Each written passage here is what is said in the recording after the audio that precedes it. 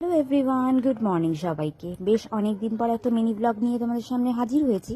তবে যদিও বা ভিডিওটা কিন্তু অনেক দিন আগে করে রাখা, তবে সময় সুযোগ কোনোটাই হয়ে উঠছে না ঠিক টাইম মতন পোস্ট করব বলে, কারণ শরীরটা ঠিকঠাক মতন পারমিট করছে না। আজকাল শরীরটা প্রচণ্ড পরিমাণে লেজি হয়ে গেছে যে ঠিক টাইম মতন জিনিসগুলোকে পোস্ট করব বা এডিট করতে বসবো, সেটাই সময় হয়ে উঠছে না। শরীরটাই ঠিকঠাক দিচ্ছে না, যেহেতু সময় ঘনিয়ে এসছে, যেহেতু সেই কারণেই হয়তো।